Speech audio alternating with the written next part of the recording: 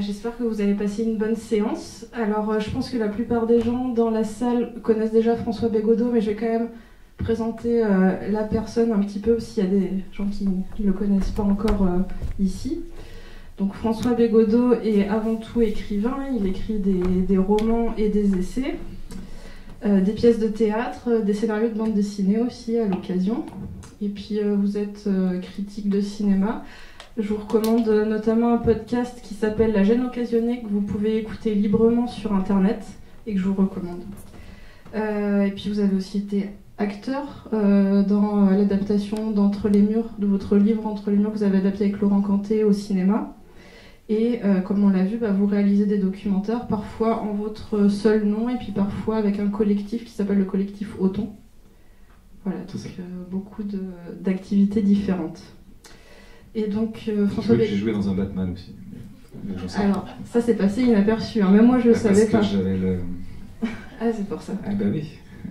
Bon, je vais me replonger dans les Batman. On voit que c'est moi sur certains plans. Ouais. Voilà, c'est un scoop. Alors, vous avez été chanteur de punk rock. Donc, le punk rock qui est plutôt un milieu libertaire.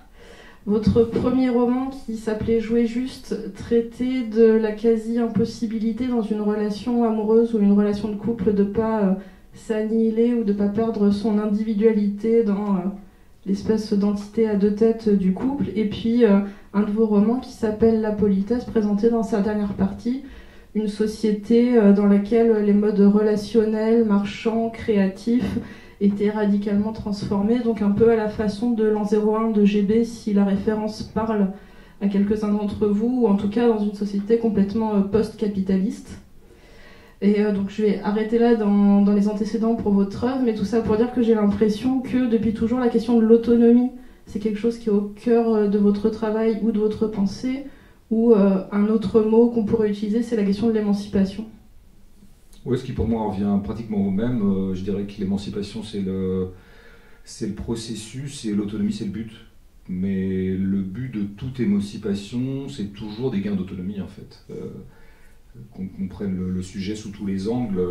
Qu'est-ce que ça veut dire s'émanciper? Ça veut dire se détacher d'une contrainte et donc prendre de l'autonomie par rapport à cette contrainte. Sachant que l'autonomie ne sera jamais totale, elle n'est pas absolue, c'est toujours autonomie par rapport à quelque chose. Je ne sais pas, si je me sens contraint par ma vie conjugale, eh bien je peux m'en émanciper et du coup je suis plus autonome par rapport à ma vie conjugale si jamais je considère qu'elle me contraint, ce qui n'est pas évident. Mais ça peut être aussi par rapport à... On peut se sentir contraint par son travail. D'abord on est toujours un peu contraint par son travail puisque travailler, en tout cas se rendre employable, est une nécessité dans nos sociétés. Et donc la mère des autonomies, c'est sans doute de tendre à se rendre toujours moins dépendant de l'injonction à se rendre employable. Ça, je pense que c'est vraiment pour moi Après, ça passe par d'autres formes de stratégie d'autonomie, parce que ça veut dire en gros se rendre autonome aussi par rapport à la nécessité, s'émanciper de la nécessité de gagner sa vie. S'émanciper de la nécessité de gagner sa vie, ça veut dire avoir besoin de moins consommer, de moins dépenser. Et donc là, ça passe immédiatement par exemple, être davantage autonome en alimentation, par rapport au réseau d'énergie. Tout ça, ça marche ensemble, en fait. Mais oui, je pense que l'émancipation et l'autonomie sont vraiment l'avers et le revers, enfin plutôt les deux faces d'une même pièce. Ouais. Et puis il y a une autre chose qu'on voit dans le film, c'est que l'autonomie, c'est pas non plus l'autarcie totale, que ça fonctionne quand même. Là, on le voit en complémentarité avec d'autres personnes. En fait, ce qui est clair, c'est qu'encore une fois, il faut toujours bien préciser que l'autonomie est toujours relative. On se rend autonome par rapport à quelque chose, mais du coup, on peut du coup se rendre dépendant d'autre chose. Simplement, c'est la dépendance consentie. Le sous-titre du film, c'était Choisir ses dépendances. Enfin, c'est ce qu'on avait mis sur l'affiche. Donc le but, et l'autarcie effectivement, est non seulement quelque chose qui est relativement inaccessible, hein, il est très très compliqué dans nos sociétés modernes, même à la campagne, même en Mayenne, d'être tout à fait autarcique, c'est-à-dire vraiment de se suffire à soi-même, indépendamment de l'entraide avec d'autres gens. Ce qui m'a beaucoup frappé, moi, en rencontrant les gens qu'on voit dans le film, puis d'autres gens, parce que j'en ai rencontré qui ne sont pas à filmer, c'est qu'en fait, non seulement ils insistaient bien sur le fait que l'autonomie n'était pas l'autarcie et que l'autarcie était pas accessible, mais en plus qu'elle n'était pas souhaitable. C'est-à-dire qu'ils n'avaient pas du tout envie d'être autarciques, en fait. Ça n'a rien à voir, en fait. Ils n'avaient pas forcément envie de se suffire à eux-mêmes en tant qu'individus.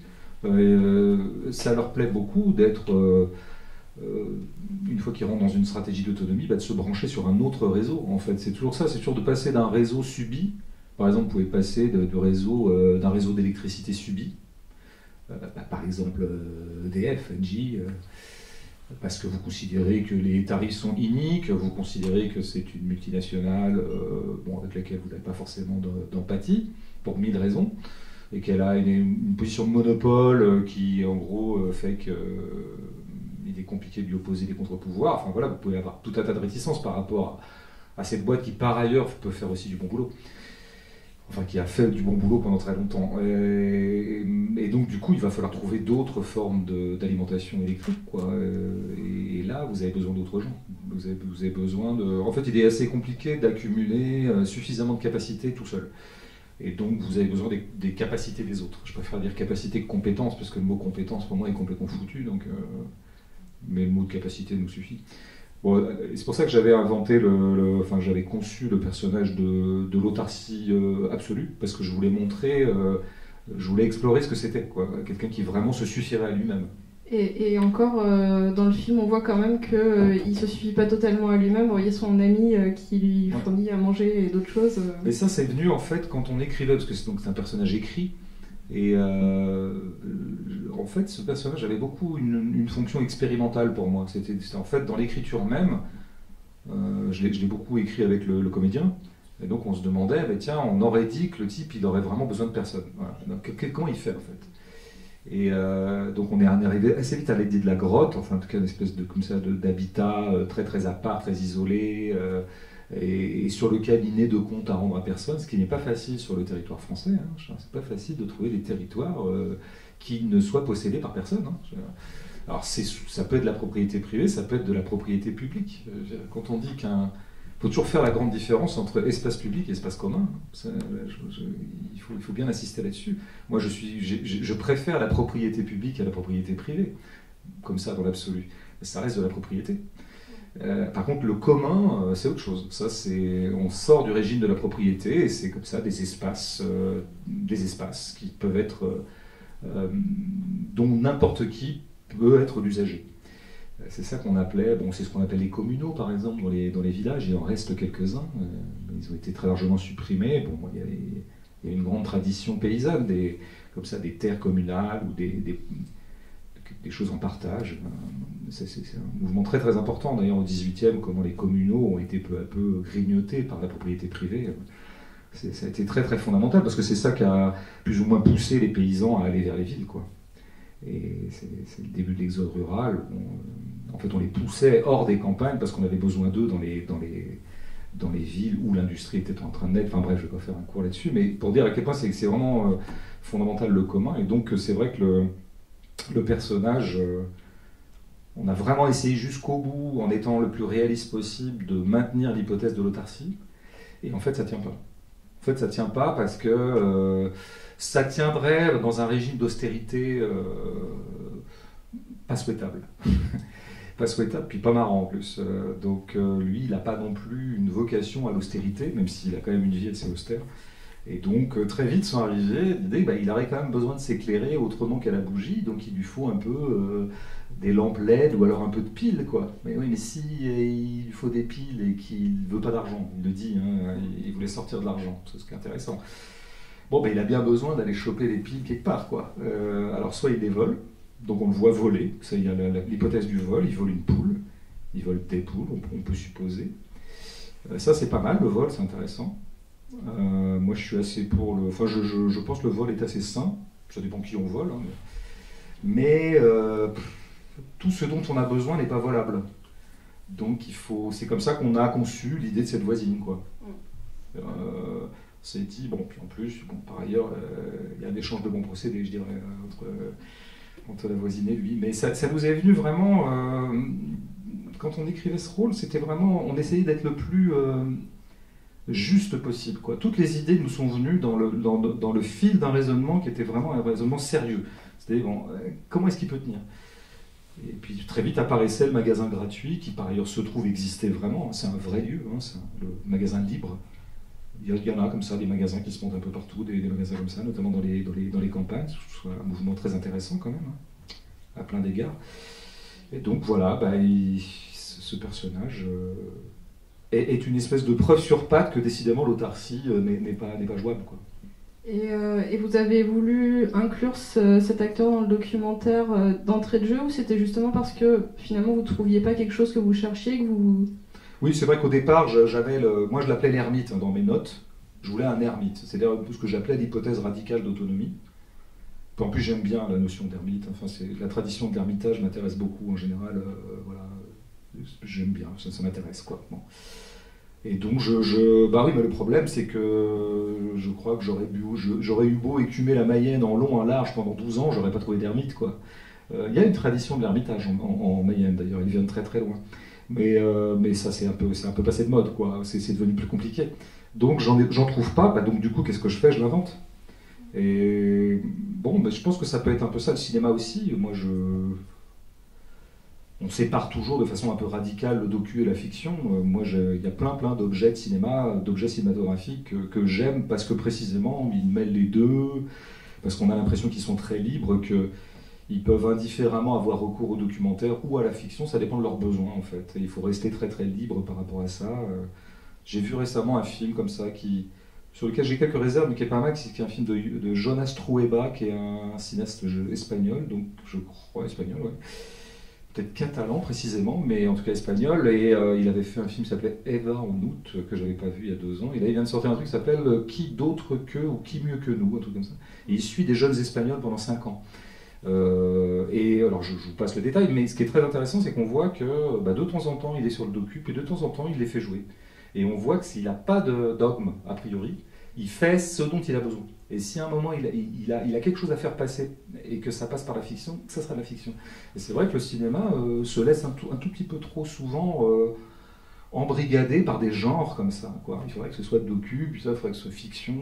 Non, il faut faut improviser par rapport à ce dont on a besoin. J'avais besoin d'un ermite, je ne l'ai pas, je l'invente. Voilà. Et en plus, j'ai un comédien sous la main, parce que c'est un copain en fait qui habite en Mayenne, et qui est comédien dans la vie. Il a arrêté depuis d'ailleurs, mais il jouait déjà dans mon film précédent, N'importe qui, dont je parlais tout à l'heure. Je lui avais écrit un monologue, parce que c'est un type qui me fait mourir de rire tout le temps. Donc je le trouve excellent comédien, très marrant. Et donc c'était joindre l'utile à l'agréable, quoi. J'avais besoin d'un comédien, il était là, et j'adore tourner avec ce mec, quoi. Je le trouve... En plus, il est intéressant pour l'écriture du rôle, parce qu'il habite lui-même à la campagne, il habite avec femme et enfants. Il s'est lancé dans l'apiculture depuis, mais il est très très là-dedans, quoi. Il aime bien aller tout seul dans les bois, c'est un peu son truc, quoi. Donc il était techniquement très bon. Il s'est chassé, il s'est pêché. Après, il est fou comme un comédien, c'est-à-dire qu'on lui demande de se baigner dans une mare à 12 degrés, il y va, quoi. Enfin, le mec est complètement taré, quoi. Il a failli mourir de froid quand même, hein, la scène où il chante là. Parce qu'en plus, non, mais les comédiens sont des gens complètement fascinants. Il dit, fous-toi dans la mare. Ouais, j'y vais, bien sûr, 12 degrés. Bon, le mec déjà est en hypothermie. Et en plus, je lui demande de chanter la chanson là qu'on entend. Il chante. C'est sûr qu'on pourrait leur demander n'importe quoi. Il faut abuser les comédiens. Moi, c'est un peu mon action dans la vie. Mais du coup, d'entrée de jeu, on ne sait pas que c'est un comédien. Au départ, c'est ça qui est intéressant, qui questionne notre rapport aux images et notre crédulité. Quand on dit qu'on va voir un documentaire, on prend tout comme argent comptant, donc on pense que c'est une personne. Et puis il y a le doute qui arrive chez le spectateur petit à petit. Et puis je crois que c'est vraiment la scène dans le poulailler qui va vraiment lever le doute, parce que la caméra est avec la personne dans le poulailler. Et puis tout d'un coup, il y a une caméra qui est en contre-champ à l'extérieur. On voit le personnage sortir. Là, on comprend qu'on a un dispositif de tournage qui est du domaine de la fiction. Et donc c'est à ce moment-là qu'on va voir au fil des scènes que, en fait, oui, c'est complètement un acteur. Mais du coup, c'était important à un moment quand même de lever le voile de l'ambiguïté. Ouais, nous, ce plan-là était fait pour. Quand on a décidé de... En fait, je tourne ce plan-là le jour du tournage en me disant, je le mettrai au montage ou pas, mais au moins je l'aurai sous la main pour signifier si je décide que le spectateur, là, c'est bon, je vais tout lui dire. Et avec la monteuse, on a décidé de le mettre. Ouais. C'est toujours un peu en deux temps comme ça. On tourne des trucs, on se dit on les montrera peut-être, et puis on se dit on réfléchit, ouais c'est le moment quoi. Après ce qui s'est avéré, ça pour nous, évidemment ce plan révélait tout quoi. Mais il n'a pas du tout eu cet effet-là pour le public. Et même encore ce soir, j'en suis sûr. Parce que j'ai présenté le film suffisamment de fois maintenant pour pouvoir faire des statistiques. Non, ça je dirais que c'est le plan aristocratie cinéphile. C'est-à-dire que le cinéphile qui est un peu fou des plans, qui regarde toujours comment c'est foutu tout, lui il voit. Il dit ouais, non, mais ça va pas, ça, il peut pas être dans le... Et puis le spectateur lambda, et quand je dis lambda, ça n'a aucune valeur évidemment de condescendance, c'est plutôt c'est celui qui se laisse un peu plus porter, quoi, je dirais. Non, n'est pas forcément complètement au jus à ce moment-là en se disant oh l'escroquerie. Pas du tout, et il y en a même qui, à la fin de la séance, continuent à penser que ce type existe.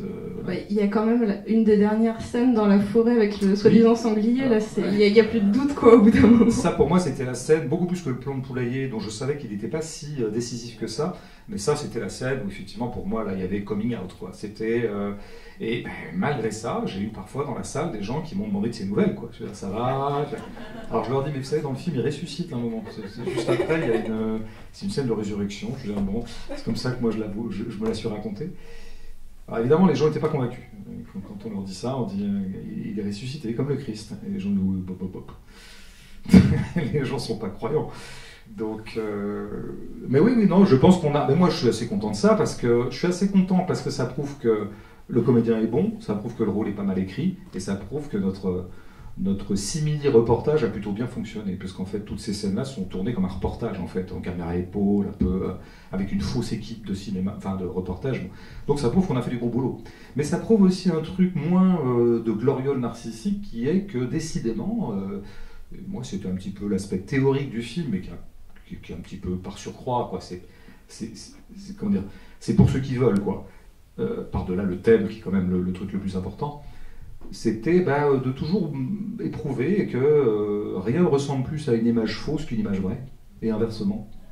Et ça, c'est toujours bien de se le dire, et c'est toujours bien d'éprouver, je pense, dans une société qui est tout à fait baignée dans l'image. C'est pas inintéressant de savoir qu'au en fait, parce qu'il y a un thème très important pour moi, mais ça m'a toujours travaillé beaucoup, ça, depuis que je fais de la critique, mais depuis même avant, c'est à partir de quel moment une image est une preuve de quelque chose. Voilà. Eh bien, à partir d'à peu près aucun moment. Il est compliqué d'avoir une image qui soit preuve de quelque chose et qui soit la preuve irréfutable qu'elle est en train de documenter quelque chose, quoi.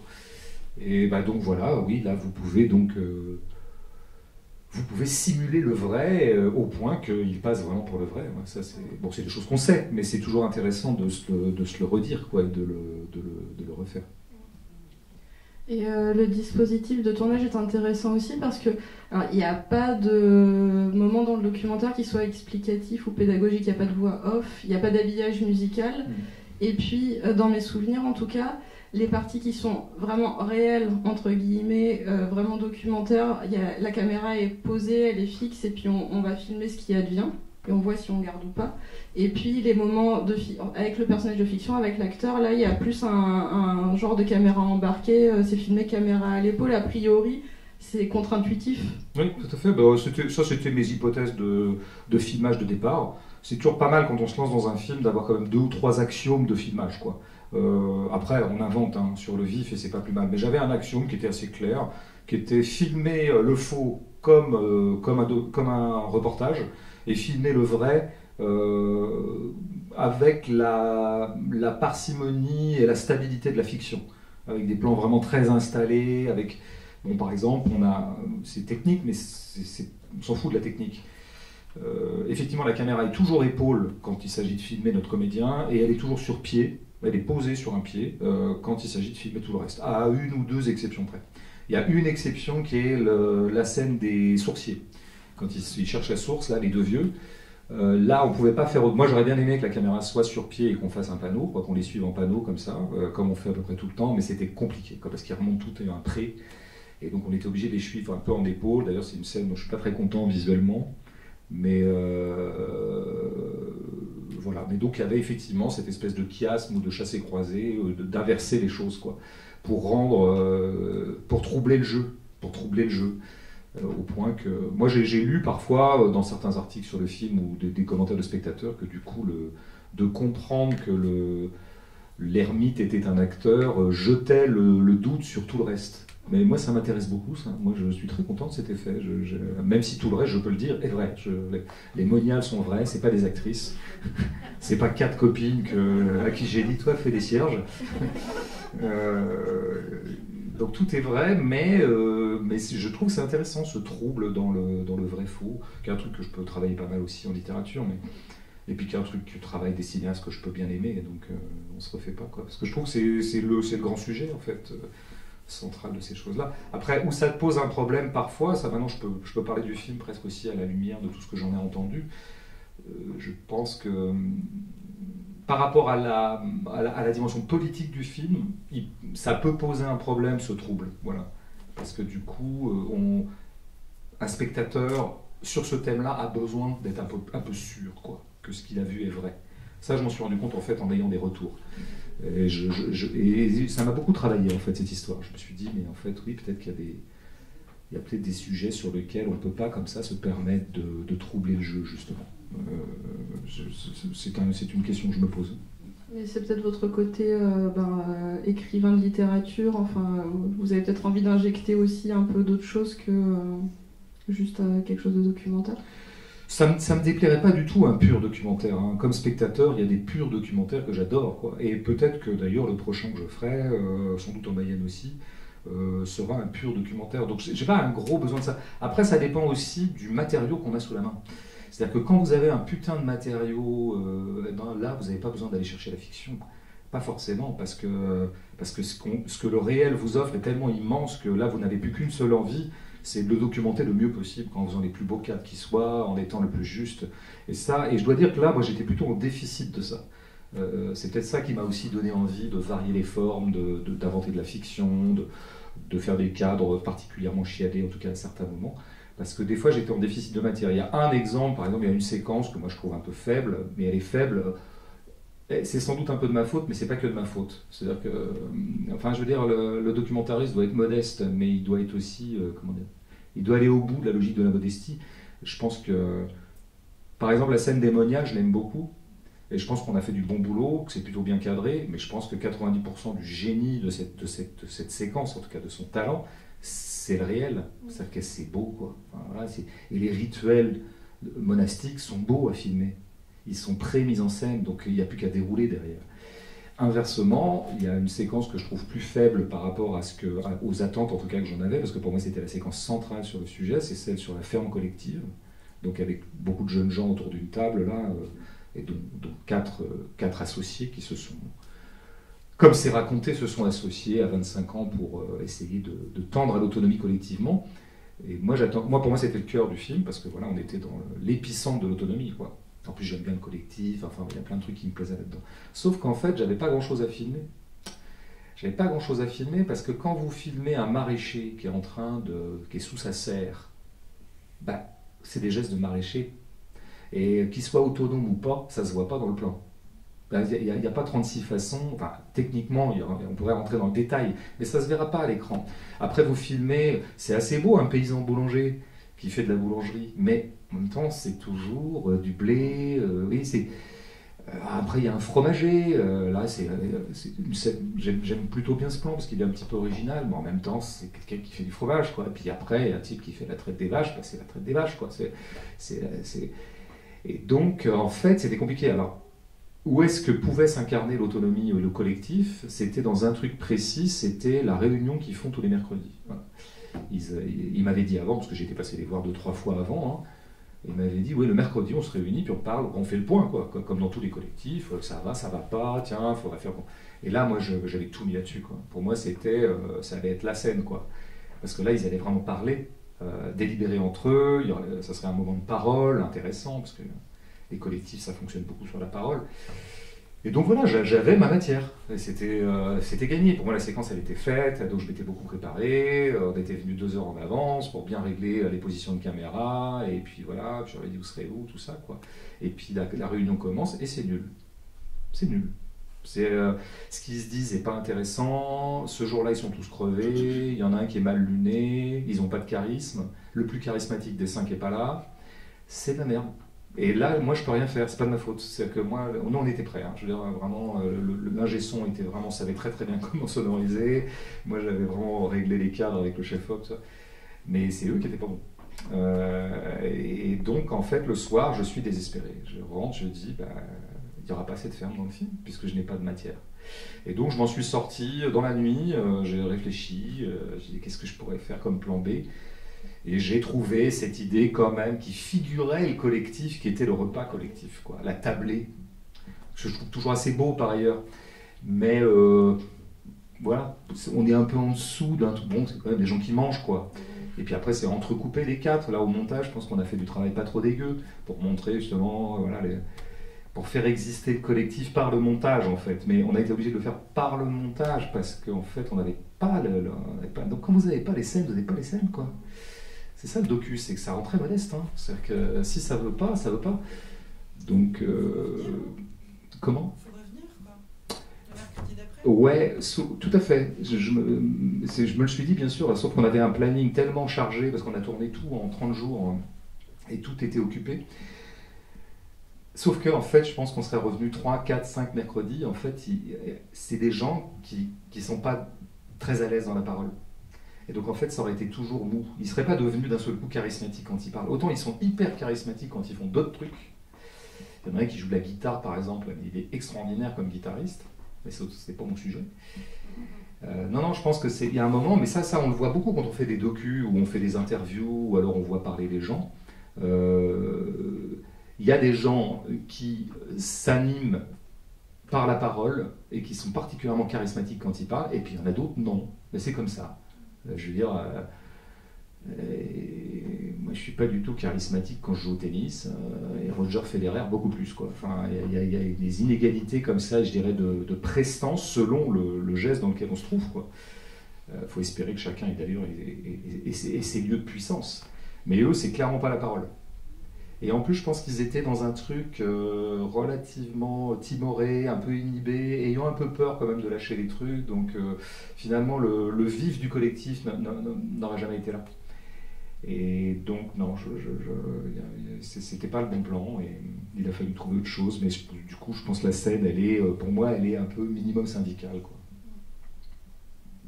Et du coup, il y a pas mal de sujets qui sont montrés dans le documentaire auxquels on est déjà plus ou moins sensibilisé, dont on a déjà entendu parler, c'est-à-dire les habitats écologiques, l'autonomie alimentaire, la sortie d'un système scolaire classique. Mais par contre, il y a un aspect qui est beaucoup plus déroutant, c'est quand ça traite d'une autonomie qui serait plus spirituelle ou carrément mystique. Est-ce que ça, c'est quelque chose que vous aviez en tête dès le départ? Et puis, quel lien vous faites justement entre quelqu'un qui va cultiver ses légumes en autonomie et puis les sourciers, les moniales, les chamans? Je dois bien avouer que c'est souvent bizarre la généalogie d'une œuvre, enfin, en l'occurrence un film. En fait, j'avais 2 désirs de filmage, c'était filmer l'autonomie et filmer des guérisseurs. Et à un moment, il m'est apparu qu'en fait, les deux pourraient être dans le même film. Et je conçois bien qu'il y a peut-être quelque chose d'un peu forcé dans cette affaire. Après, j'ai un peu construit le film de sorte que si vous considérez que tout ne va pas vraiment bien ensemble, tant mieux. C'est-à-dire que c'est très très bien des fois quand il y a de l'air entre les plans et que tout n'est pas lié par un sens, par une cohérence. Donc moi je mets un guérisseur là, je mets une moniale là et je mets un couple d'agriculteurs là. Et le spectateur il les fait jouer ensemble, quoi. Et il fait jouer le truc, il donne du jeu. Et après il fait les liens qu'il veut. Après, moi, les liens, je peux les faire. Il n'y a aucun problème. J'ai la langue bien pendue. Donc, oui, fondamentalement, j'avais pas à réfléchir longtemps pour me convaincre qu'il y avait à voir. C'était des gens qui sont, par exemple, en train de pratiquer, disons, avoir une pratique de magnétiseur. Bon, c'est des gens qui, clairement, se rendent autonomes par rapport à une médecine orthodoxe. On peut le dire comme ça. Hein, je veux dire. Alors, c'est d'autant plus intéressant que les soins prodigués sont gratuits. Donc, en plus, ils sortent de la médecine payante. Ça, je ne l'ai pas précisé dans le film, mais ça peut être un implicite.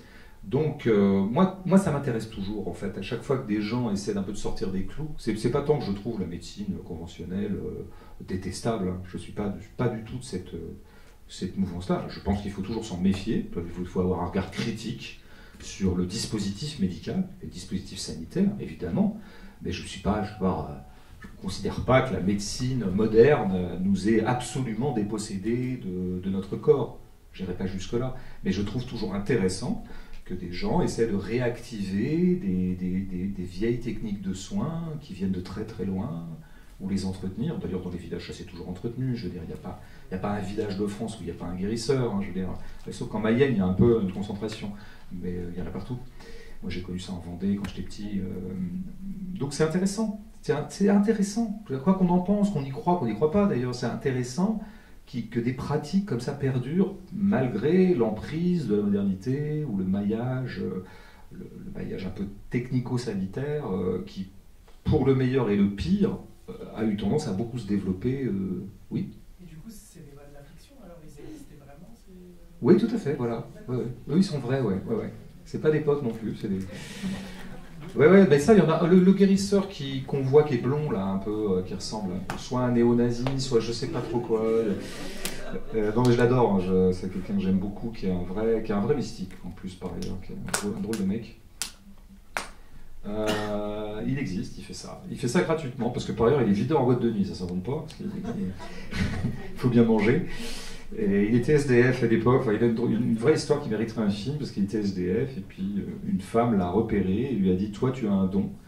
Cette femme, entre-temps, est devenue son épouse, elle-même était médium, donc c'est son épouse, et lui a dit « Mais non, j'ai pas un don, je suis dans la rue, je suis bourré et j'ai faim ». Non, mais si tu as un don, et maintenant tu vas venir habiter chez moi et tu vas cultiver ton don, et donc il a cultivé son don. Et donc il soigne des bêtes, il soigne un peu tout le monde, il désenvoûte des maisons, il désorcelle, comme on dit, il désensorcelle ou désorceler. Est-ce que c'était votre but de donner un petit côté, parce qu'il y avait un petit côté comique parfois, j'ai l'impression d'être dans un reportage de striptease. Oui, on me l'a souvent dit, oui. Pour la partie fiction, avec l'acteur, Striptease n'était pas mon modèle, parce que c'est une série que j'ai beaucoup regardée, mais sur laquelle j'ai parfois quelques petites réserves. Mais oui, bien sûr, le comique est totalement assumé. Moi, j'aime bien le comique en général. Je crois qu'il n'y a jamais de raison de se priver de comique dans n'importe quelle œuvre. Le comique, ça fait partie de la panoplie du vivant, donc je ne vois pas pourquoi on retrancherait le comique, y compris quand on aborde des sujets sérieux comme l'autonomie. Le comique, c'est là, quoi, ça vient se déposer. Puis quand on a un acteur comme lui, le comique, il arrive très très vite dans les prises. Et moi, je suis jamais le dernier non plus, donc ça produit du comique, quoi. Et après, au montage, on trouve ça drôle ou pas. Si on trouve ça drôle, on décide de le garder. Et puis, pour ça, je m'en suis beaucoup remis à la monteuse. Mais oui, il y avait cet aspect comique. Après, pour finir sur les... Je pense qu'il peut y avoir du comique aussi dans les scènes réalistes, enfin disons documentaires. Mais ça, c'est du comique qui vient se déposer, et qui est pour moi du comique qui n'est pas ironique d'ailleurs, parce qu'à un moment, quand il est en train de guérir, lui, Ludovic, il s'appelle Ludovic, et puis qu'il y a le téléphone qui sonne, bon, ça s'invente pas, c'est pas moi qui l'ai fait sonner, mais moi j'aime bien. Et pour moi, ça discrédite pas du tout son travail, mais ça le remet dans le réel. Et le réel, c'est ça, c'est le réel, c'est un truc. Il peut y avoir une patiente qui est en train un peu de partir, qui est en train de repenser à son père, qui est mort récemment, et elle est en train de recommunier avec lui, c'est très intense, elle pleure. Bon, puis il y a des coups de fil quand même, quoi. Et puis il y a des bibelots un peu foireux, c'était bizarre sa pièce, il y avait un peu de Bouddha, un peu de Vierge Marie, enfin c'était n'importe quoi. Il a un t-shirt Krav Maga, bon, enfin voilà, ça s'appelle la vie, quoi. Pour moi, c'est la vie, ça. Quand un plan de cinéma arrive à ramasser tout ça en même temps, et moi, ça me met dans un état de joie comme spectateur. Et si je peux moi le refaire une fois que j'en fais, tant mieux. Franchement, ça vaut le voir, c'est vraiment... Mais oui, pour moi, c'est des cadeaux. Hein, et donc, bon, après en montage, on garde parce qu'on trouve que c'est... De toute façon, c'est toujours intéressant, le mélange, l'impureté des choses, l'hybridation, et que le très sacré peut cohabiter avec le très trivial. Moi, c'est vraiment des trucs qui me passionnent. Et bon, ça, dans le docu, ça peut venir, mais pour ça, il faut être patient, quoi. Il faut poser sa caméra, puis attendre des choses, et puis il faut être patient. C'est la vertu, c'est une des vertus principales du documentaire historique. Il y a quelques mois, vous avez sorti un petit livre qui parle de politique et qui s'appelle « Comment s'occuper un dimanche d'élection », dans lequel vous expliquez que vous ne votez pas parce que justement vous vous intéressez à la politique et que en fait pour vous l'action de déposer un bulletin dans une urne, pour vous c'est pas un acte politique. Et du coup, à ce regard-là, j'aurais voulu vous demander déjà qu'est-ce que ce serait votre définition du politique, et puis est-ce que les personnes que vous filmez dans Autonome, pour vous, elles sont dans ce que vous appelez le politique, et même est-ce que Autonome c'est un film politique pour vous? Ah bah oui, oui, totalement. Parce que moi, l'autonomie, je pourrais pas se dire que l'autonomie, pour moi, c'est le cœur de la politique, quoi. En fait, pour moi, c'est le cœur. Comment dire alors, je vais essayer d'être court. Petit A, soit on appelle politique à peu près toutes les opinions possibles et imaginables, tout ce qui porte le nom de politique, ok, très bien. Et dans ce cas-là, les élections c'est politique, les gens de droite sont politiques, bon, et tout est politique, quoi. Bon, soit on décide, mais c'est tout à fait recevable, hein, soit petit b, on décide de donner au mot politique un sens qualitatif, c'est vrai qu'il serait un peu distinctif.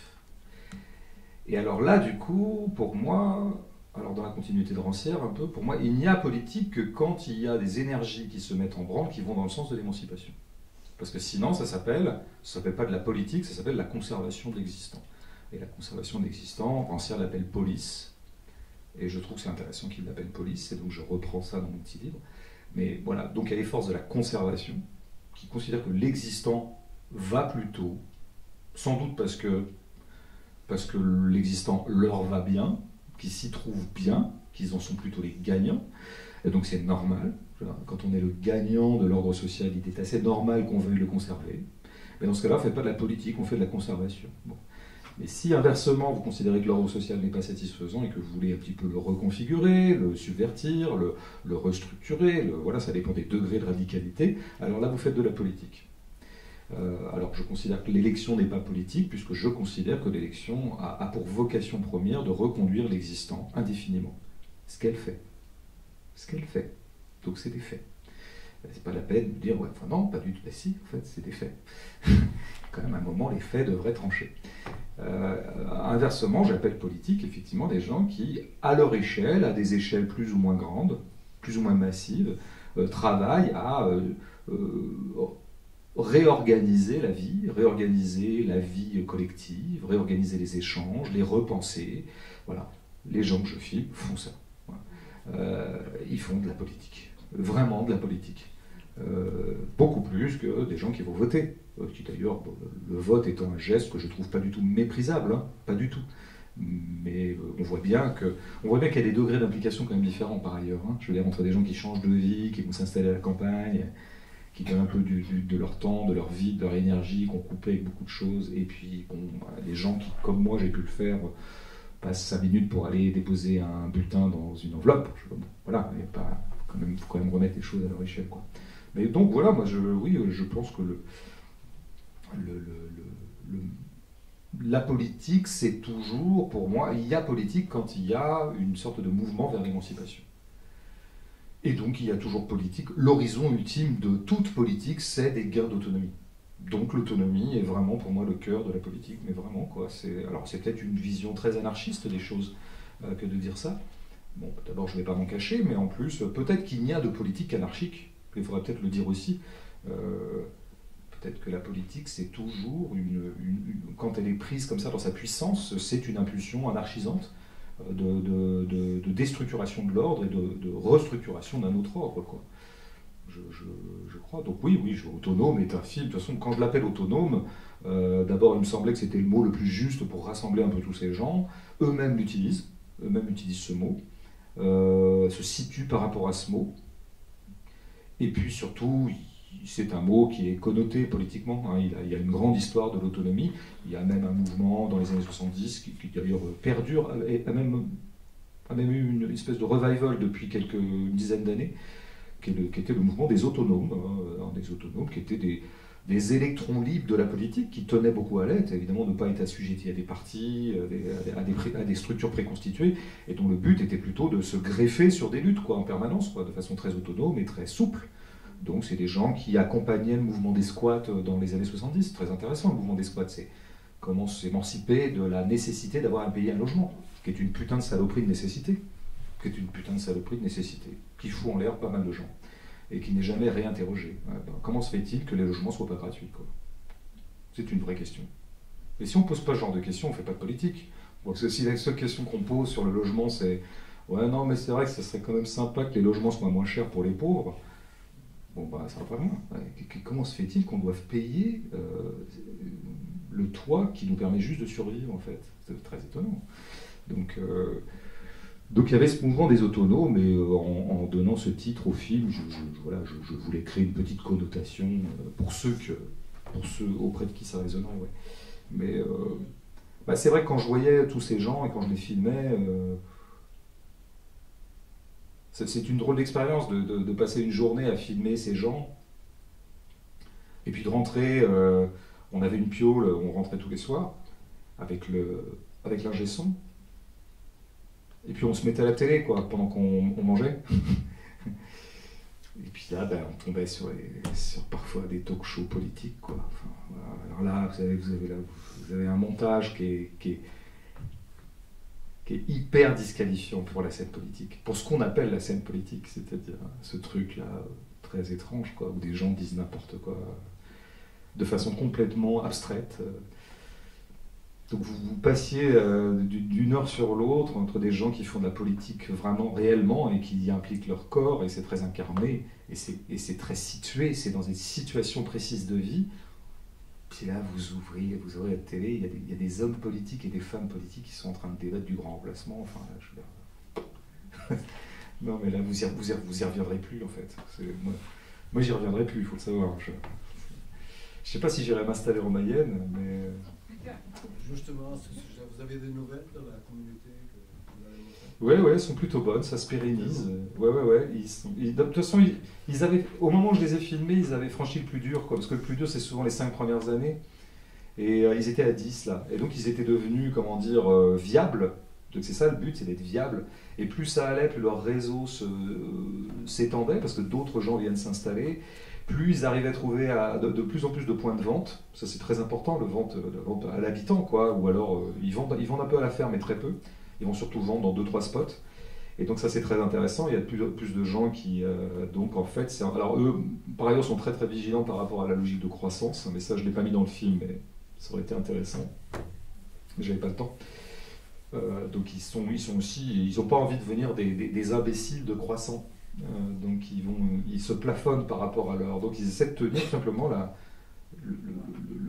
leur structure de sorte qu'elle soit viable. Et elle l'est de plus en plus et durablement. Ce qui pourrait éventuellement, non pas mettre en danger la communauté, mais disons l'étioler un peu, ou c'est évidemment fatalement des problèmes d'individus et de lassitude de collectif, qui sont tout à fait normaux. Moi j'appelle ça le syndrome groupe de rock. Ouais, au bout de 7-8 ans, les Beatles se séparent, c'est hyper normal. On en tire toujours des grandes conclusions conservatrices du genre « Ah, décidément, les gens ne peuvent pas vivre en collectif, l'individu revient au galop ». Moi, j'en tire rien du tout, je trouve ça très normal. Donc il y a des collectifs, des fois, il y a des gens, ils en ont marre, du coup, ils vont vivre autre chose. Là, il y en a un qui était un peu sur le départ pendant que je tournais, et finalement, il est resté. Et il y est toujours, donc 2 ans plus tard. Mais peut-être que dans 1 an, j'apprendrai qu'il s'est barré, et ça ne sera pas grave, quoi. Il ne faut surtout pas qu'on se réaliène dans des trucs dans lesquels on se forcerait à rester, alors qu'en fait, notre corps ne veut plus rester. Si votre corps ne veut plus rester dans le collectif, barrez-vous, quoi. Et c'est très très sain qu'un collectif... C'est vers où exactement? C'est en Mayenne, c'est un département dont le chef-lieu est Laval, ce qui donne une idée de la densité de la population. C'est en dessous de la Normandie? C'est c'est vraiment entre Paris-Bretagne, quoi. Vous allez vers le sud-ouest de Paris, vraiment le sud-ouest, presque l'ouest en fait, et vous tombez sur la Mayenne. En allant de Paris à Rennes, il y a la Mayenne. Voilà. Mais c'est vraiment un département qui est très méconnu parce qu'on s'y arrête jamais, parce qu'encore une fois, il n'y a pas de grande ville. Laval, c'est 45 000 habitants, je pense. Et c'est un département assez farouche, d'ailleurs, assez jaloux de sa propre ruralité. Ils n'ont pas très très envie de se désenclaver, en fait. À Mayenne, il n'y a pas de gare, par exemple. C'est une ville de 12 000 habitants, il n'y a pas de gare. Il n'y a pas de mouvement de la population pour qu'il y ait une gare. Ils s'en foutent un peu, quoi. Donc du coup, le foncier n'est pas très cher, et donc c'est pour ça qu'il y a des jeunes gens pas très argentés qui peuvent acquérir un peu de foncier pour pas grand-chose. C'est pour ça qu'il y en a plein qui s'installent là-bas, quoi. Ce qui a été le cas dans d'autres départements traditionnels de l'autonomie, comme l'Ardèche, la Lozère, etc. C'est toujours un peu le même truc, hein. C'est en gros des régions et des espaces du territoire que le capitalisme considère comme trop compliqués à rentabiliser. Et donc sur lequel ils n'ont pas d'investissement majeur. Ils n'ont pas de grands projets d'aménagement du territoire, ils considèrent qu'on ne peut pas le valoriser pour reprendre leur... Et donc là, il y a des petites niches comme ça, des territoires, quoi. Un peu comme la diagonale du vide, quoi. Bah oui, après la diagonale du vide, elle porte parfois bien son nom, c'est-à-dire qu'elle est parfois tellement vide qu'il n'y a aussi pas beaucoup de terres cultivables. C'est aussi des espaces compliqués. Il faudrait voir quel élément de la diagonale du vide. Mais en tout cas, c'est là effectivement qu'il peut se passer des choses. Pour des jeunes gens qui voudraient s'installer, il faut qu'ils regardent un peu cette diagonale. Oui. Mais en même temps, la diagonale du vide, ça veut dire qu'il y a très peu d'infrastructures, ça veut dire qu'il n'y a aussi pas forcément de bureau de poste à portée de main, pas forcément une petite école, des fois qu'on aurait des enfants. Dans ce cas-là, peut-être la question de la déscolarisation pourrait se poser, mais c'est un autre sujet. Voilà. Je vais faire passer le micro pour les questions du public, mais j'avais juste une dernière question que je voulais poser avant de le lâcher. C'est la question qui tue, celle-là, je crois. Ouais, c'est ça, exactement. En fait, j'aurais été curieuse de vous entendre dire, d'après... Dites-moi ce que vous voulez que je dise. Je le dirai, dirai, je n'ai aucune personnalité. Il n'y a aucune réponse préétablie, c'est vraiment une question de curiosité. Comment vous estimeriez, vous, votre part d'autonomie dans votre vie à vous, en fait? C'est une très bonne question, mais moi, de toute façon, je pense que quand je relis l'ensemble de ma vie déjà longue, je pense que j'ai toujours essayé de gagner des trucs d'autonomie, tout le temps, avec les dents, quoi. Alors après, je ne suis pas quelqu'un d'autonome, j'habite à Paris, j'habite seul, mais j'habite dans un quartier où je suis multidépendant, notamment d'alimentation, de tout un tas comme ça d'approvisionnement, dont je suis totalement dépendant. Je suis notamment alimentairement, énergétiquement. De toute façon, quand on habite la ville, il est très compliqué d'être autonome, quoi. Bon. Donc je suis en posture, de ce point de vue-là, fondamentalement de multidépendance. Inversement, moi, ce qui m'a toujours intéressé, c'est de gagner de la dépendance par rapport au marché du travail. Ça a toujours été mon grand truc. Même quand j'avais 20 ans, ça m'obsédait. Et parce que moi, je savais très très bien ce que je voulais faire de ma vie. Hein, et donc, j'avais envie d'avoir le moins d'heures à donner au marché du travail classique pour pouvoir faire ce que j'avais à faire. Et que j'ai réussi à faire par la suite. Et donc voilà, donc après j'ai trouvé des compromis. D'abord j'ai enseigné, ce qui me paraissait un compromis pas mal, mais à un moment ce compromis, je trouvais qu'il était j'étais encore beaucoup trop dépendant de tout un tas de choses. Hein. Quand on est enseignant, on est très très très dépendant de plein de choses, et d'abord du corps social, et d'abord de cette structure, et d'abord de plein de choses. Et donc je me suis émancipé de l'enseignement en quelque sorte. Là, maintenant, dans ma position, évidemment, je suis toujours dépendant d'un certain nombre de choses. Par exemple, je suis dépendant d'éditeurs pour publier des livres. Je ne m'auto-édite pas. Bon, il se trouve qu'en général, je m'entends plutôt bien avec mes éditeurs, donc je ne prends pas ça pour une contrainte, mais peut-être que fondamentalement, c'était l'objet, effectivement, de la dernière partie de La Politesse, qui était un livre où je racontais la circulation d'un auteur contemporain, qui était un peu moi. Et j'avais inventé une troisième partie qui était en gros une rêverie sur ça pourrait être quoi la culture autonome, le monde culturel autonome, des écrivains qui seraient autonomes et qui s'entre-organiseraient de sorte qu'ils puissent se rendre viables les uns les autres sans avoir à en passer par des éditeurs ou par des médias ou par des relais de presse. Parce que ça, c'est aussi ça les dépendances, c'est quand vous êtes... vous vivez de vos livres, donc vous êtes bien obligé que des livres se vendent. Et pour que des livres se vendent, il faut quand même les faire connaître. Et pour qu'ils se fassent connaître, c'est quand même pas mal d'avoir un petit peu de relais médiatique. Bon, sachant que c'est une contrainte énorme d'avoir un relais médiatique, puisque dans 90% des cas, il est tout à fait inintéressant d'aller dans les médias mainstream. Donc c'est une contrainte. Est-ce qu'on peut se passer de cette contrainte? Moi, je pense que j'ai gagné d'année en année plus d'autonomie par rapport à cette contrainte. Je pense que je peux me passer des médias maintenant mainstream, j'entends. Parce que ça se gagne avec les années, ça. Parce qu'on constitue un public en faisant des rencontres plus dans des sphères autonomes. Bon, prenons une soirée comme celle de ce soir. En gros, si on en fait la dissection, c'est quoi? Bon, moi, je ne gagne pas d'argent. En même temps, je prends du plaisir à le faire. Par ailleurs, c'est quand même un film que j'ai fait, que j'aime toujours montrer parce que je l'aime bien. Du coup, des gens ont vu le film. Du coup, le film est vu. Vous êtes salarié, donc vous ne gagnez pas spécifiquement ce soir de l'argent, mais vous le faites aussi en tant que salarié. Donc il y a de l'argent, c'est de l'argent public. Bon. Les spectateurs sont payants, mais c'est tellement modique que je suis sûr qu'ils sont hyper contents, même qu'ils vont donner même 2 fois plus en sortant. Non, mais je veux dire, là, on est dans un espace de moindre commerce, je dirais. C'est déjà pas mal de trouver des espaces de moindre commerce. Hein. Évidemment qu'il y a de l'argent dans tout ça, il y a eu un peu d'argent pour faire le film. Et d'ailleurs, si j'ai pu faire le film avec peu d'argent, c'est parce que je gagne ma vie par ailleurs. Je ne me suis pas payé pour faire le film. Les autres étaient payés par moi, mais parce que je gagne de l'argent par ailleurs. Donc il ne faut jamais être naïf par rapport aux histoires d'argent. Il y a toujours de l'argent quelque part.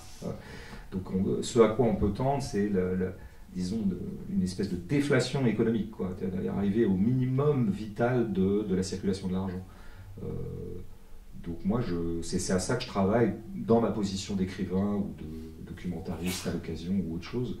C'est ça, c'est au plus près de la non-économie, quoi. De l'économie au sens classique.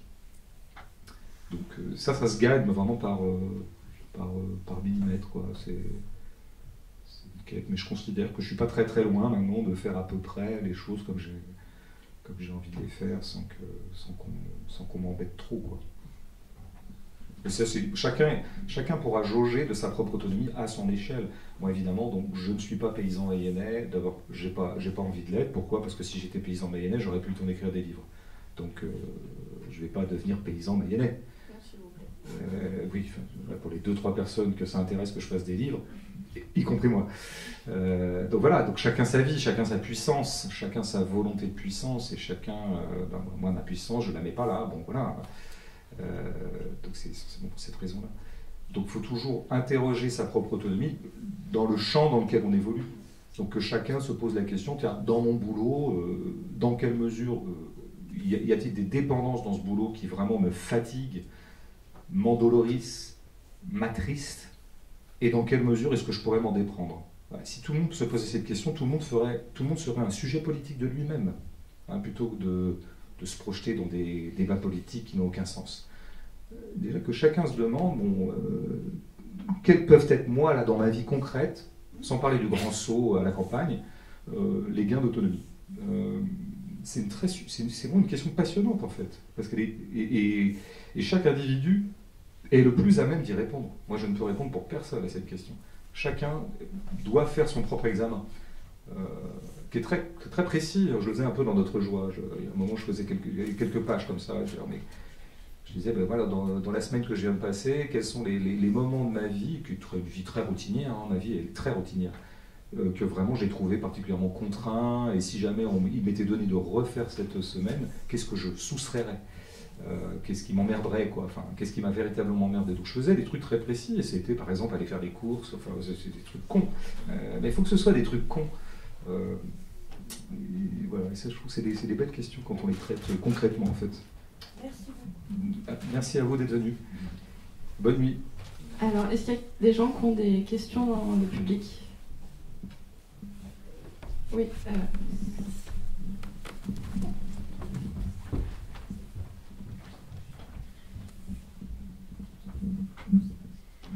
Je voulais savoir, pour les enfants dans le film, ont-ils été inquiétés ou pas niveau déscolarisation? Est-ce que le maire de la commune, enfin, je dis ça parce que je suis dans l'éducatif, a-t-il intervenu, enfin... Alors, il faut savoir que bien sûr. Il est tout à fait légal de ne pas mettre ses enfants à l'école en France. Hein. C'est l'instruction qui est obligatoire, c'est pas l'école. Donc le deal, c'est que vous pouvez très bien pratiquer l'école à la maison, simplement où il y aura, je pense, un contrôle annuel. Parce que la mère n'a pas signé. J'imagine qu'ils ont une instruction, évidemment. Je me dis, ils ne sont pas complètement coupés, je le sais bien. Mais y a-t-il, on s'attendait à que la maman dise, il y a un suivi, etc., évidemment. Oui. Mais je pense que, enfin, alors il y a le suivi de la maman elle-même. Bien sûr. Mais il y a, je crois, de toute façon, il est légal, ou même il est prescrit que des gens de l'éducation nationale, je crois, viennent contrôler qu'il y ait bien de l'instruction qui soit prodiguée à la maison. Est-ce que c'est vraiment fait parce que c'est un département rural? Enfin, je ne connais pas du tout. Est-ce que c'est vraiment, est-ce que ça se déplace vraiment ou, Non, je pense qu'en général, il n'y a pas assez de bras pour pouvoir contrôler tout. Donc, c'est des contrôles qui sont relativement distendus. Cela dit, ça s'est un petit peu durci depuis quelques années. Il y a une tendance en ce moment de surflicage de tout le territoire de la DESCO, comme on dit. Donc les gens de la... Et d'ailleurs, il y a même, je pense que des lois vont bientôt être promulguées, puisque de toute façon, comme il se doit, le même président a été élu. Et donc la plaisanterie va continuer. Et notamment, il y a une grosse offensive comme ça pour finalement interdire à petit feu la déscolarisation, qui était jusqu'ici tout à fait tolérée, même si elle est peu pratiquée en fait. Bien sûr, je dis pas le contraire. Donc ça va être de plus en plus compliqué. Il y a une grosse différence de moins entre Paris et certains Seine-Saint-Denis, ou bien au-delà, il y a une différence abyssale. À Paris, dans les écoles, des moyens, une différence de moyens. Oui, mais ça c'est dans les écoles. Moi, je vous parle de la DESCO. Bien sûr, oui. Dans les écoles, ça ne m'a pas échappé qu'il y avait des disparités. Oui, non, mais je sais bien. Oui, bien sûr. Entre Paris, le fin fond. Parce que j'ai vu des endroits pas aussi pires, mais où il n'y a rien. Enfin, là, l'école, ça nécessitait tout des enfants. Mais... Ce qui est intéressant, c'est je pense que pour moi, la déscolarisation, elle est d'autant plus viable que l'environnement de vie des enfants est agréable. Et pour ça, la campagne, c'est pas mal, quoi. Oui, non, bien sûr, j'ai vu des endroits. Merci.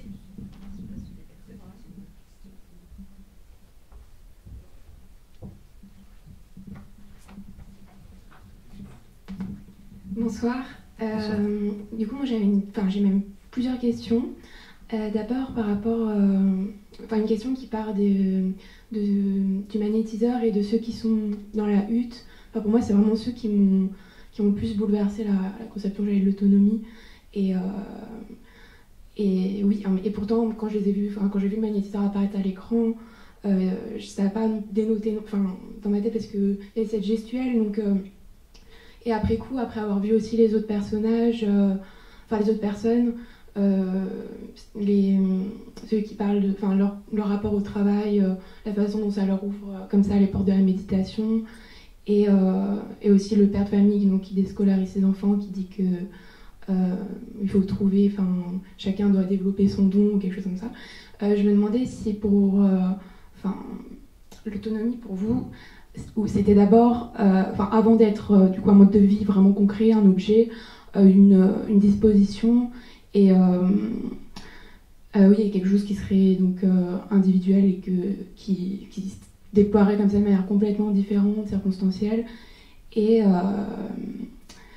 voilà. Et mon autre question aussi, c'était par rapport à l'ambition politique de l'autonomie. Je vois pas comment justement c'est possible de concilier ça, de faire le lien entre toutes ces formes d'autonomie différentes. Est-ce que l'autonomie, c'est d'abord se déserter, se retirer? Est-ce qu'il y a la possibilité comme ça de créer un bloc autonome? Voilà, c'est mes questions. Non, c'est des questions. La dernière, et je commencerai par la dernière parce que c'est la plus classique et qui est une vieille question dans la politique. De savoir dans quelle mesure, en gros, parce que c'est la stratégie anarchiste, ça serait plutôt la désertion, le retranchement dans l'espace de la commune, d'ailleurs, et plutôt que la prise de l'État, considérée comme de toute façon vouée à produire les mêmes effets que les prédécesseurs, les occupants précédents de l'État. Les anarchistes considèrent que l'État, de toute façon, est un monstre froid en tant que tel et le restera, même s'il est investi par des gens vertueux. Et donc, ils préfèrent effectivement le retranchement, la sécession, et donc voilà. Alors, est-ce que la sécession peut faire une politique au sens massif du terme et collectif? C'est une grande question. Les marxistes répondent que non, et que c'est bien pour ça qu'ils disent qu'il faut prendre l'État. Voilà. Le débat, il existe depuis à peu près 1834. Il a été particulièrement aigu au 19e. Il est toujours aigu. Il est revenu d'ailleurs en force récemment sur la scène intellectuelle. Donc, c'est par exemple la réponse de Frédéric Lordon au Comité Invisible ou de Frédéric Lordon à Agamben. Pour ceux que ça intéresse, je vous donne quelques petits repères comme ça. Mais pour vous dire que cette question est une... Moi, je n'ai pas de réponse. Tout m'intéresse dans cette affaire. Je crois qu'en fait, il n'y a pas besoin d'avoir des réponses théoriques à ça. C'est comme d'habitude, c'est les faits qui tranchent. Les faits en politique, c'est toujours les faits qui gagnent. Si vous avez un mouvement massif vers l'autonomie, alors on atteint une masse critique qui devient significative politiquement. Si effectivement c'est 2 pelés, 3 tondus qui rentrent en autonomie, ça ne changera pas la balance générale du problème. Ce qui d'ailleurs n'invalide pas le fait. Il ne faut jamais oublier que ce n'est pas parce qu'une attitude individuelle ne change rien à l'état du monde qu'elle est disqualifiée. Il faut quand même le dire. Parce que des fois, il y a toujours des fâcheux pour dire « Ouais, mais bon, c'est sympa ce qu'ils font là, mais bon, pendant ce temps, Poutine. » Voilà, ça, c'est les fâcheux. Donc, non, les individus ont toujours la raison de s'émanciper déjà eux-mêmes, et puis à la fois, si jamais ça peut faire école, tant mieux. La première partie de votre question, elle est vertigineuse, elle est passionnante. Est-ce que c'est finalement, je la reformulerai comme suit, est-ce que l'autonomie est une espèce de disposition individuelle, un état d'esprit, on pourrait presque dire, ouais, avant d'être une pratique matérielle? Moi, je crois que les deux sont relativement indissociables, quoi. C'est-à-dire que c'est parfois aussi d'avoir une pratique matérielle autonome qui produit un état d'esprit autonome, et c'est aussi sans doute parce qu'on avait des graines d'état d'esprit autonome en soi qu'on se met à avoir une pratique autonome. Mais ça marche dans les deux sens, quoi. Comme souvent, voilà, le corps, l'âme, la matière, l'esprit, tout ça, c'est circulaire, quoi. Donc, ce que je dirais quand même, c'est que on ne peut pas faire l'économie de la pratique matérielle de l'autonomie, quoi. C'est-à-dire, parce que vous avez beau être autonome dans votre tête, il y a quand même un moment où le monde matériel se rappelle à vous et vous rend parfaitement hétéronome, quoi. Et donc, je crois que c'est compliqué de rester très très autonome dans sa tête alors que tout notre corps est multidépendant. Oui, donc, mais je disais pas du tout que c'était que du vent, mais que c'était tellement fort comme une vocation et que forcément ça se déploierait dans le réel. Mais je crois que c'est un peu les deux, parce que quand je prends par exemple le cas du papa là, qui parle de ses enfants d'Escaut, ils étaient de Créteil avec son épouse, et ils sont partis de Créteil, ils avaient vraiment une vie lambda, il le dit, hein, éducateur, dans banlieue, Créteil, voilà, une bagnole, un frigo, 2 enfants, un chien. Et eux, ils ont ressenti un malaise, quoi. C'est parti d'un malaise, en fait. Une espèce d'aspiration déjà à quitter la dépendance plutôt que d'avoir un esprit d'autonomie. En fait, c'était plutôt un truc par la négative, c'est que ça va plus, quoi. Après, je pense que où ça commence à m'intéresser, c'est que je pense quand même, on pourrait dire qu'il y a des tempéraments plus portés à l'autonomie que d'autres. Alors là, on rentrerait dans des vertiges psychologiques. Il y a probablement, d'un individu à l'autre, peut-être pour des raisons d'éducation, de conditionnement, que sais-je, mais en tout cas le résultat est là, des gens qui visiblement acceptent davantage d'être aliénés que d'autres, supportent davantage un certain nombre de dépendances ou de laisses, si on le dit négativement, que d'autres. Il y a même des gens, des tempéraments, ça existe, des gens qui se sentent bien dans l'aliénation, ce qui a toujours beaucoup perturbé les émancipateurs. Ça a toujours été un grand problème pour les camps de l'émancipation politique de constater que tout un tas de gens aliénés avaient l'air plutôt satisfaits de l'être. Alors il y a une façon de se sortir de cette impasse pour la gauche, parce que c'est la gauche dont je parle, c'est de dire, oui, mais en fait, finalement, il appartient à l'essence même de leur aliénation d'aimer être aliéné. Et donc, en fait, leur amour de leur propre aliénation, c'est l'aliénation elle-même. Donc, libérons-les de leur chaîne, et ils seront tout à fait contents. C'est un peu comme ça qu'on résout le problème. Moi, je pense qu'effectivement, il y a des gens qui... Ça existe. D'ailleurs, je pense qu'on a tous ça en nous. En fait, on doit avoir tous en nous les deux modalités. Il y a des parts de nous-mêmes qui aimons bien être autonomes et qui n'aimons pas qu'on nous fasse chier, quoi. Et puis il y a une part de nous qui serait peut-être la plus paresseuse ou celle qui aspire le plus à la paix. C'est pas mal finalement qu'on s'occupe de ma vie à ma place. Comme ça, j'ai pas à m'en occuper. C'est quand même tranquille quand on s'occupe de moi. Moi, j'avais ressenti ça à l'armée un peu. J'ai fait l'armée, moi. Oui, madame. C'était en 1916, ils étaient là en face, à 100 mètres. Non, moi j'ai été un des derniers conscrits comme un con. Et 97-18, donc j'étais dans une caserne, j'étais prof à l'armée, mais j'étais quand même dans une caserne, donc il y avait quand même le protocole, enfin j'ai la vie militaire, quoi. On dormait à 8 dans les chambrées et tout ça, et puis on faisait le ménage, et des fois on faisait du tir, enfin bref, quand même l'armée, quoi. L'armée cool, mais très aliéné. Et il y avait un truc à l'armée que j'ai découvert, c'est qu'en fait, il faut jamais laisser inoccuper un bidas. Ça, c'est le grand truc. Donc, quand ils vous voient inoccupé, il n'y a rien à faire, mais ils vont trouver un truc, toujours.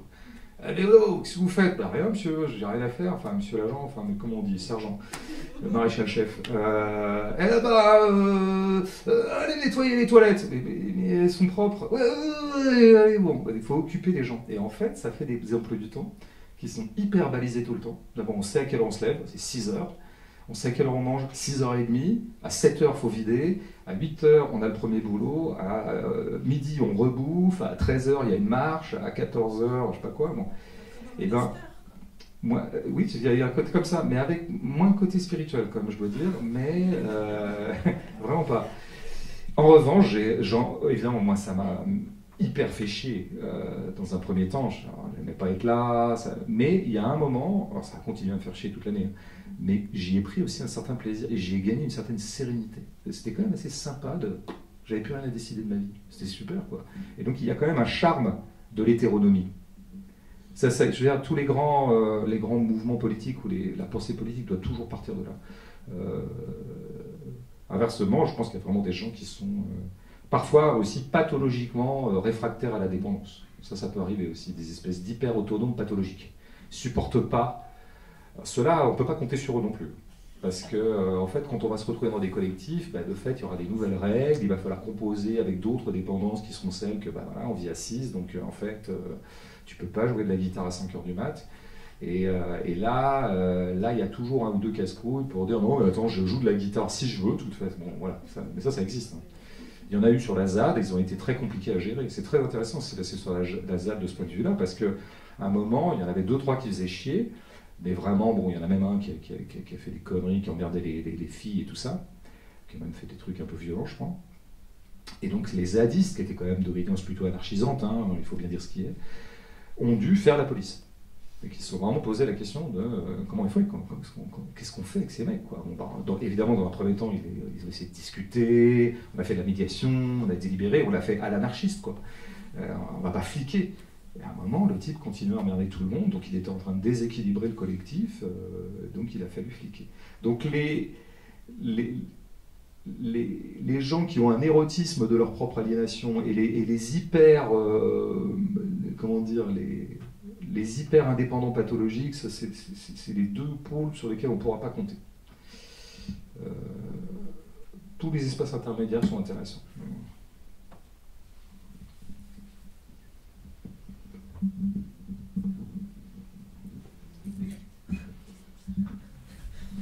Bonsoir. Bonsoir. Merci beaucoup pour cette projection et ce que vous avez dit depuis tout à l'heure. C'est très intéressant. Oui, je trouve aussi. Ouais. Je me fais la remarque.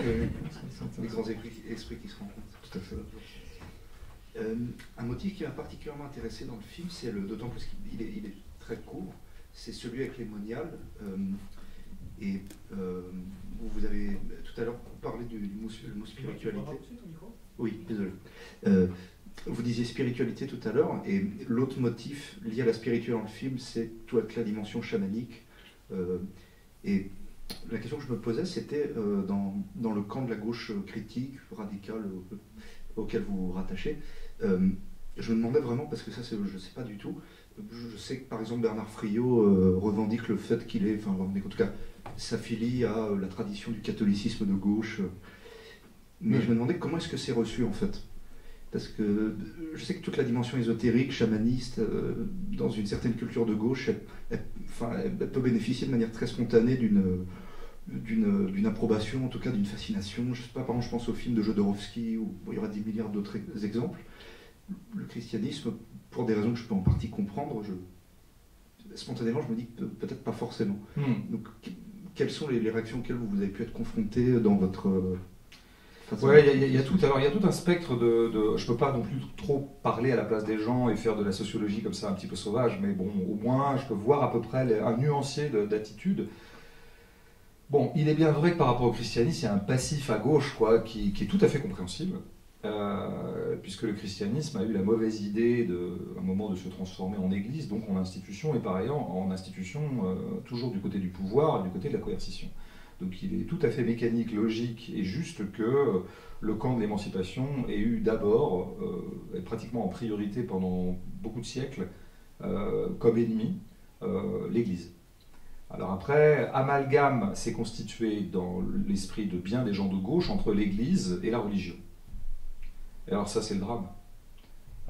Et donc effectivement, il y a des gens qui ont eu tellement maille à partir avec l'Église, comme envisagée comme institution coercitive, puisqu'elle a été, puisqu'elle est un peu moins maintenant, bien malgré elle, d'une certaine manière, l'Église catholique.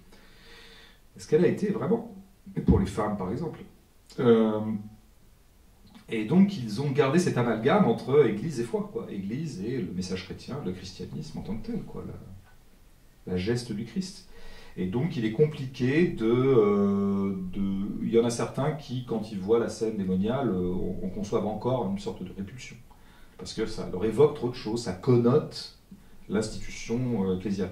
Ça peut connoter aussi autre chose, et là ça devient plus subtil, ça peut connoter évidemment une aliénation. Ces femmes-là, finalement, se sont absolument aliénées, elles se soumettent à un ordre, d'ailleurs ça s'appelle un ordre, là c'est les orthodoxes d'ailleurs, et elles se soumettent au Seigneur, elles sont absolument l'esclave du Seigneur, elles ont complètement organisé leur vie autour de la contemplation et du message du Christ, quoi. Donc ça va plutôt inspirer un sentiment d'hyper-aliénation beaucoup plus que d'autonomie. Ça, c'est sûr. Et la perplexité, elle est tout à fait légitime. Je veux dire, moi, quand j'entends ça dans les salles, je me dis, bien sûr, je comprends très bien que ce soit votre premier réflexe. Alors après, moi, comment je peux m'en sortir? Moi, je m'en sors en disant qu'il faut toujours voir ce à quoi on s'arrache, quoi. Et autant on peut considérer que dans un certain nombre de cas et de situations, les femmes à qui on imposait presque le couvent, alors ça, c'était de l'aliénation caractérisée. Mais en 2022, dans notre société marchandisée, matérialiste dans le mauvais sens du terme, ces femmes-là qui s'acceptent, qui s'arrachent au monde marchand, pas tant que ça d'ailleurs, pas complètement à l'économie comme on le voit bien dans la séquence, mais au monde marchand, et qui ne jurent que par le Christ et non pas qui ne jurent pas par la marchandise, c'est de l'émancipation, ça. C'est de ce point de vue-là de l'émancipation. Alors on peut dire que c'est de l'hyper-aliénation d'un côté et de l'hyper-émancipation de l'autre. En fait, il faut toujours voir un peu, il faut être dialectique, quoi. Et parfois, on est un mixte des deux, on est un mixte d'émancipé et d'aliéné. Donc peut-être que dans un corps de monial, il y a à la fois la démonstration d'une aliénation et la démonstration d'une émancipation. Ça dépend de quel point de vue on se place, quoi. Et c'est ça qui est intéressant. C'est ça Après, moi, je crois que oui, dans une société, je veux dire, où l'attention est en permanence accaparée par la marchandise, par des marchandises via des objets technologiques, des gens qui contemplent le Christ me paraissent éminemment subversifs. Éminemment subversifs par rapport à ça. Je veux dire, c'est des femmes qui prennent le temps du recueillement, qui prennent le temps de la prière, quoi. C'est très très intempestif quand même, là, par rapport aux modes de vie qui sont les nôtres. Donc moi j'avais vraiment quand même l'impression de filmer des femmes qui avaient échappé à quelque chose, beaucoup plus que des femmes qui s'étaient mis dans la gueule du loup. Mais bon, le spectateur sera tout à fait libre de trancher en fonction de ses affects, en fonction peut-être de son passif aussi par rapport à la religion, hein. Moi, je sais que ma mère, elle voit cette séquence, ça l'a fait hurler, parce que ma mère, elle a subi des curés en Vendée, il ne faut plus l'entendre. Je veux dire, quand elle m'entend parler de christianisme, elle me déshérite, quoi, immédiatement. D'ailleurs, c'est déjà fait. Mais c'est pas grave, comme ça, je suis autonome par rapport à mes parents. Voilà. Du coup, je veux bien rebondir, j'aurais une question par rapport à ça. Juste une toute dernière question, c'était par rapport aux religieuses. C'était dans votre script, c'était une intention de départ, vous vouliez chercher à introduire le motif chrétien dans le film autonome, ou on vous a parlé de monial et vous a dit tiens du coup Oui, c'est ça, ça s'est passé comme ça. Je discutais avec la fille du producteur qui est un ami, qui tient une épicerie d'ailleurs associative, équitable, bio, dans un petit village qui s'appelle la Fontaine-Daniel en Mayenne, et je discutais avec elle et elle me dit tiens, mais pourquoi tu n'irais pas voir les moniales qui sont à côté là? Bon, les moniales qui sont à côté, ici monastère à côté. Elle fait des affaires avec elle parce que les moniales viennent lui vendre du savon, parce qu'elles font de la savonnerie aussi un petit peu, et puis elle leur file des trucs de temps en temps, des invendus, des choses comme ça, et je lui dis oui bien sûr, je peux aller les voir, tu vois, je vais passer les voir puis on verra bien. Bon, puis en plus, moi, il se trouve que j'aime plutôt ces lieux-là, j'aime bien ce lieu, j'aime bien les ordres monastiques, j'aime bien la vie monacale, tout ça m'intéresse beaucoup, et puis le christianisme m'intéresse aussi, donc j'y allais avec grand plaisir. De toute façon, je savais, quand bien même ça ne servira pas au film, je vais passer un bon moment où je vais apprendre des trucs, puis je vais passer un bon moment. Bon, les femmes d'ailleurs ont été particulièrement accueillantes, la mère Elena, là, qu'on ne voit pas à l'écran, mais c'est elle qui parle en off, elle a été absolument adorable, elle est passionnante, sa vie est passionnante, hein, je ne l'ai pas mise dans le film, mais... Donc de toute façon, je passe un bon moment, et je me rends compte quand même que plus elle me parle, et plus elle me parle de ce que j'ai eu tendance par la suite à retenir dans la séquence, à savoir que des stratégies d'autonomie. c'est-à-dire des calculs d'autonomie, des calculs de moins travailler pour pouvoir garder du temps pour la prière. Ah là là, on a été obligé de supprimer une prière le matin parce que le travail, on a été obligé de trop travailler parce qu'on n'est pas assez, on est un peu sous-staffé, elle ne dit pas sous-staffé, mais un manque de personnel quoi en fait. Donc je trouvais très rigolo et très intéressant de voir que ces femmes qui vouaient leur vie à la spiritualité étaient dans des logiques qui étaient celles de mes autonomes paysans. C'est la même chose en fait, quoi. Comment gagner toujours de l'autonomie? Ça veut dire rentrer dans une logique un peu comme ça, très très concrète et technique, de quel est le travail qui pourrait moins m'occuper tout en me rapportant suffisamment assez pour que je puisse continuer à survivre, parce que évidemment, leur but n'est pas exactement de dégager du profit, hein. C'est tout simplement d'entretenir le monastère et surtout qu'elles sont en relative autonomie, elles n'ont pas vraiment d'autorité au-dessus d'elles. Elles ont été un peu lâchées par l'autorité orthodoxe. Donc elles sont bien obligées de se démerder, quoi. Donc elles étaient... Alors là, je ressors du monastère, non seulement j'ai passé un bon moment, mais surtout pour moi c'est clair, ça sera dans le film. Je vais revenir, je vais lui faire répéter les choses qu'elle m'a dit, et j'insisterai bien là-dessus. Ça va être ça mon sujet. Ça va pas être la vie de Mère Elena qui vient du Mexique et qui a fui sa famille. Ça, c'est pas mon film. C'est passionnant, mais c'est pas mon film. Par contre, tout ce qu'elle m'a raconté sur... comment elle est obligée de supprimer une prière parce qu'en fait, et puis bientôt on va arrêter la ciergerie, parce que la ciergerie en fait ça nous fait mal au dos, et c'est dur à porter, donc on va faire un truc peut-être plus les plantes médicinales, parce que c'est moins fatigant et ça se vend mieux. Voilà, pour moi c'est le film. Et ça s'imposait de soi-même, quoi. Voilà. Parce que des fois il y a des choses comme ça qui s'imposent. Ça s'est imposé.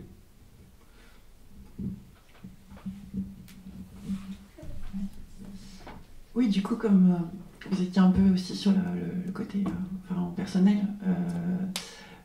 voilà, aussi par rapport aux questions d'autonomie, je rebondissais sur la propriété parce que je sais que vous le dites souvent, etc. etc. Et voilà, j'avais cette question pour vous. Comment ça se fait que vous êtes propriétaire et comment vous... voilà, pardon. D'accord, donc on est vraiment sur l'examen de conscience là. Il n'y a pas de problème.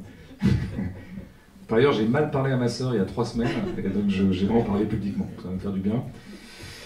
Non, mais c'est vrai, bon, moi, si vous voulez, comment dire? De toute façon, il y a un truc qui me paraît inadmissible, c'est la propriété lucrative. Bon, je ne suis pas dans ce cas, premièrement. Deuxièmement, moi, je suis un pur propriétaire qui habite sa propriété. Et finalement, je pense que ça ne me poserait aucun problème de devenir le locataire de cet appartement plutôt que d'en être le propriétaire. Pourquoi j'en suis devenu propriétaire? C'était comme beaucoup de gens deviennent propriétaires, une sorte de, comme ça, de stabilité, de garantie sur l'avenir. Moi, c'est vrai que j'ai tout fait pour, comme beaucoup de gens d'ailleurs, pour que l'argent ne soit jamais un problème, parce que j'avais pas envie que ça me perturbe. Ça peut être aussi une forme d'autonomie, en fait. C'était un peu la dialectique de la question. Oui, mais je le défendrais pas comme ça serait malhonnête de dire ouais non, mais en fait c'était de l'autonomie, c'est pour ça que je suis devenu propriétaire. Mais effectivement, je pense que en tout cas, la question m'intéresse. D'ailleurs, je pense que dans la tradition un peu anarchiste ou marxiste ou autre, il y a beaucoup de pensées très variables sur la question de la propriété. Et beaucoup s'entendront pour dire que finalement, assurer une petite propriété à chacun est effectivement une garantie d'autonomie et d'ailleurs une aspiration légitime. Donc moi, c'est vrai que le principe même de la propriété ne m'arrache pas la gueule, quoi. Et d'être propriétaire moi-même, donc pas vraiment non plus. Ça dépend vraiment de ce qu'on fait de sa propriété, et ça dépend de quelle vie on mène sur sa propriété. Je pense que c'est surtout ça qui est important. C'est qu'est-ce qu'on fait là-dedans, quoi. La propriété en tant que telle, ça reste quand même un papier, en fait, puisque finalement, les gestes que ça vous fait faire dans votre propriété sont à peu près les mêmes, en fait. Ça se voit pas, vous êtes propriétaire quand vous êtes en train de manger dans votre salon. Que vous soyez locataire ou propriétaire... donc tout ça c'est des petits titres. Donc non, moi je suis pas farouchement. D'ailleurs, l'idée que la propriété c'est le vol, qui est la phrase très connue, finalement j'aime bien la répéter parce que je trouve qu'elle tape bien, puis elle emmerde surtout les gens qui ont le mythe de la propriété. Donc je trouve cette phrase a une capacité de provocation par rapport à la centralité du fétiche propriétaire qui règne dans nos sociétés quand même. C'est quand même la valeur première, la propriété. Donc c'est contre ça qu'il faut lutter. Je pense que c'est la propriété comme valeur première et inviolable. C'est-à-dire que l'hyper-pouvoir des propriétaires dans notre société, quoi. Les propriétaires ont la main. Ceux qui possèdent ont la main. C'est surtout ça le problème, en fait. C'est pas la propriété en tant que telle. Donc j'aime bien leur dire la propriété c'est le vol. Ça, je pense que c'est pas mal de leur balancer ça dans la gueule. Mais fondamentalement et ontologiquement, en fait, je suis pas sûr. Je suis pas sûr que la propriété ce soit le vol. Parce que je pense que ça serait fétichiser un tout petit peu l'existant que de dire ça. Ça c'est des gros sujets, mais... je ne suis pas obsédé par ça, mais je vais travailler un peu plus là-dessus prochainement. Je vous annonce Un livre qui ne sera pas un essai d'ailleurs, c'est peut-être un roman, mais que j'aimerais bien appeler La propriété. Et oui, j'ai le titre là, alors que je n'ai pas du tout commencé, mais il s'appellera La propriété. Je vous l'annonce, mais je veux dire, c'est... Et j'ai choisi Argenteuil pour le dire. Alors que j'étais à Las Vegas il y a deux jours, hein, donc j'aurais pu dire Las Vegas, quoi. Et ben ça sera Argenteuil. Voilà. Enfin, faut que je l'écrive maintenant.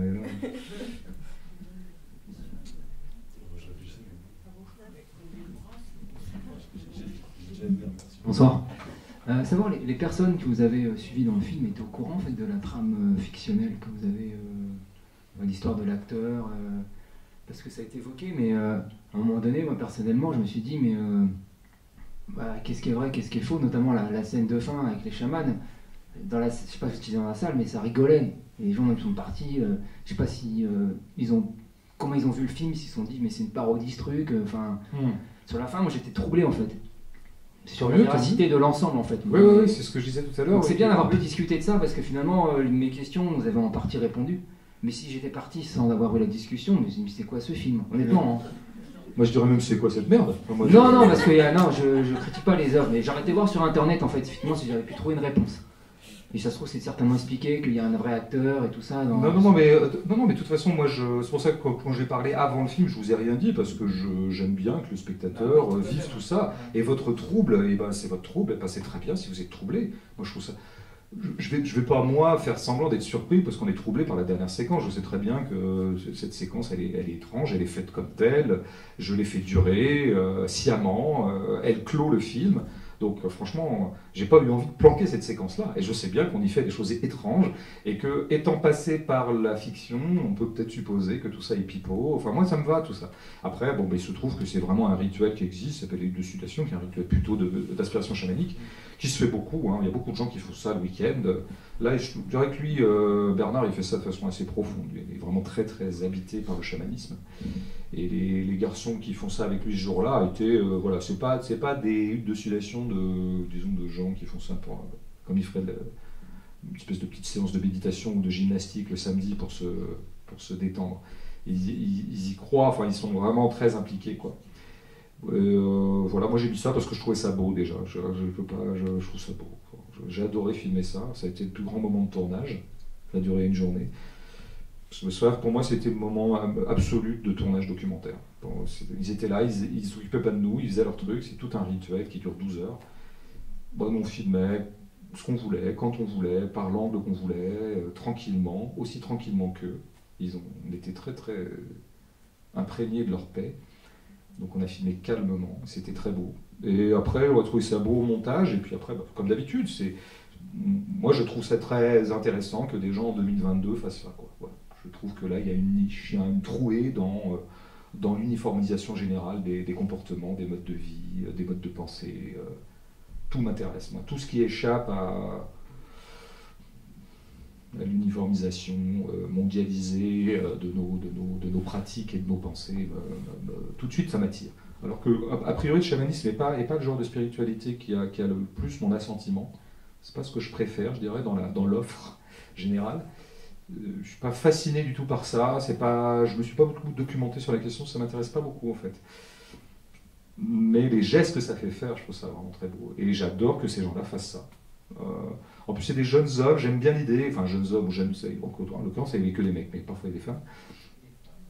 Mais j'aime bien qu'ils soient jeunes, quoi. Que ce ne soit pas des gens de 22 ans qui sont nés, qui sont des digital natives, ils font ça, c'est super, quoi. Super, putain, les mecs, ils ne sont pas sur Facebook. Victoire!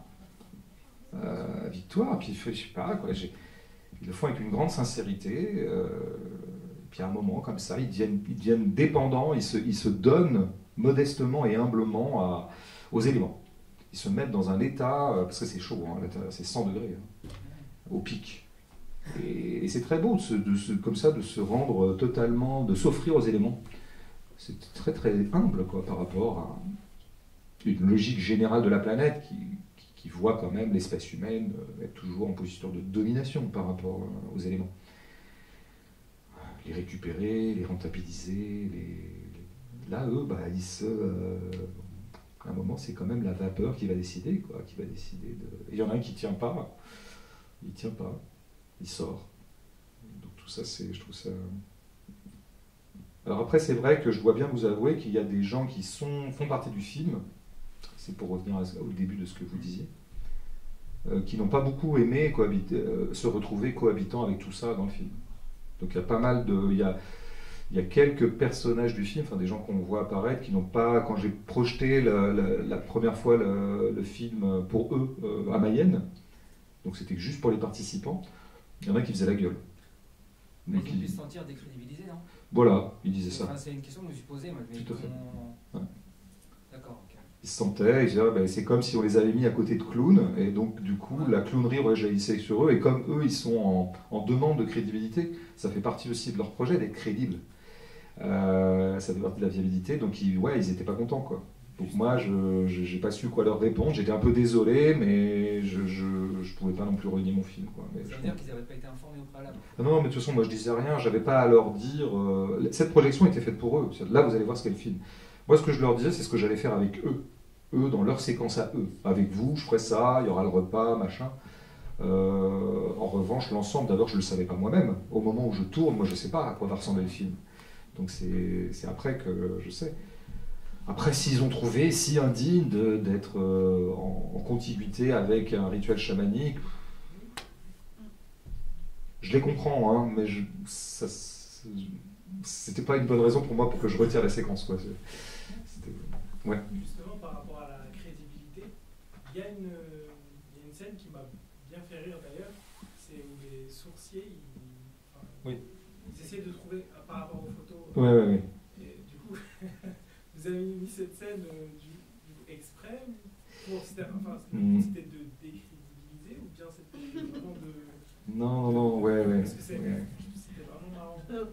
Ben, c'est compliqué cette scène. Je dois dire que si j'avais à remonter le film, sans doute que ça serait la seule scène sur laquelle j'hésiterais à la maintenir. Parce qu'effectivement, elle pose problème cette scène, parce que de fait, un spectateur pourrait légitimement me dire, d'une certaine manière, ça disqualifie, ne serait-ce que la première séquence avec eux, parce qu'on les a vus au préalable chercher une source. Et là, c'est embêtant pour moi, parce que moi, c'est pas mon idée. Moi, j'ai pas du tout envie de décrédibiliser ces gens. Moi, j'ai envie de montrer des gens qui font des choses et qui croient en quelque chose, sans jamais que la caméra tranche pour savoir si le caméraman ou le filmeur ou le réalisateur y croit aussi. Filmer des gens croient à quelque chose, quoi. C'est beau de filmer des gens qui croient à quelque chose. Et donc je veux surtout pas que les spectateurs pensent une seule seconde que moi je suis là derrière ma caméra et moi c'est Guignol. Or c'est vrai que cette scène, je peux pas me planquer. Cette scène, elle est à la limite pour ça, puisque de fait, ils font un petit truc avec les photos, ils se plantent et... Il dit surtout, oui, mais il faut recharger le fluide. J'ai plus de fluide, il dit j'ai plus de fluide. Ouais, j'ai plus de fluide. Oui, non, mais de fait, alors, une des raisons pour lesquelles on garde la séquence, on hésite beaucoup avec la monteuse, voilà, on se pose la question telle que je viens de la formuler. Là, on en parle 2, 3, 4 heures, en mangeant, en buvant. Et on ne sait pas, on ne tranche pas. Et qu'est-ce qui va trancher au bout du compte? C'est qu'on adore la scène. Voilà. C'est-à-dire qu'on aime beaucoup cette scène. On l'aime d'abord visuellement, parce que j'adore ces deux vieux. J'adore leur gueule. En plus, ils sont vraiment adorables. La scène est belle, par ailleurs. Enfin, je vois, il y a un truc de lumière qui est vraiment pas fait exprès. Mais il y avait une espèce de lumière de fin de journée pénétrante, là. C'est toujours bien, les lumières de fin de journée, parce que c'est rasant. Et ça fait des beaux éclairages. Donc tout est bien dans cette scène. J'aime bien le cadre. Et par ailleurs, ça nous fait marrer, quoi. On est mort de rire, donc on se dit, on va pas se priver. Mais quand même, le débat reste ouvert. Et quand on fait des trucs et qu'on publie des livres ou qu'on sort des films, ça ne veut pas dire qu'on adhère totalement et sans aucun doute à tout ce qu'on a produit.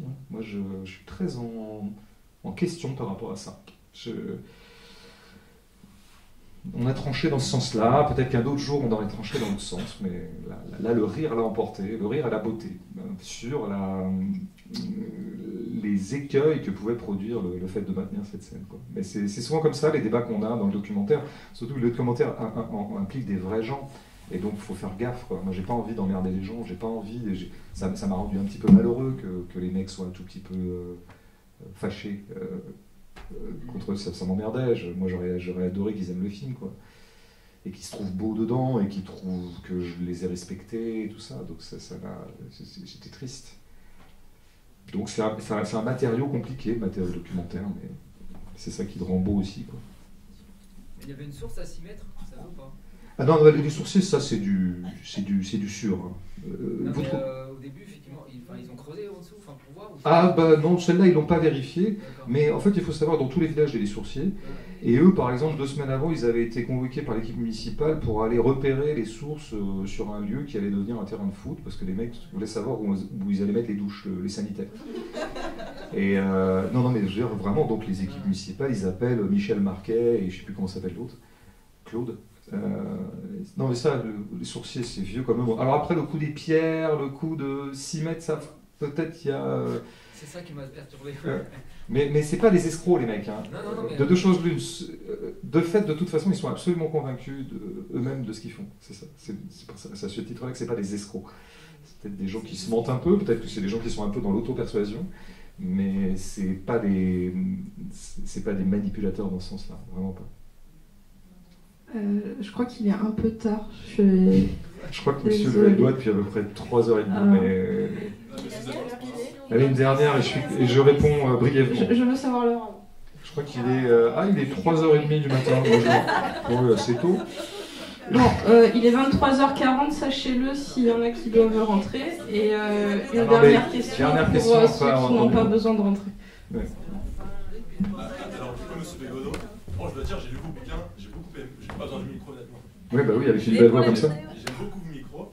Néanmoins, en vous entendant parler de la mouvance anarchiste, j'ai un sociologue qui me vient en tête qui s'appelle Henri Lefebvre, qui a beaucoup travaillé sur le concept d'aliénation, qui a pris l'exemple des militants communistes en disant que quand même ils se doivent désaliéner du capitalisme marchand, ils sont en quelque sorte nouvellement aliénés à l'égard du dogmatisme pro-URSS en refusant toute critique, en refusant les crimes commis par le régime soviétique.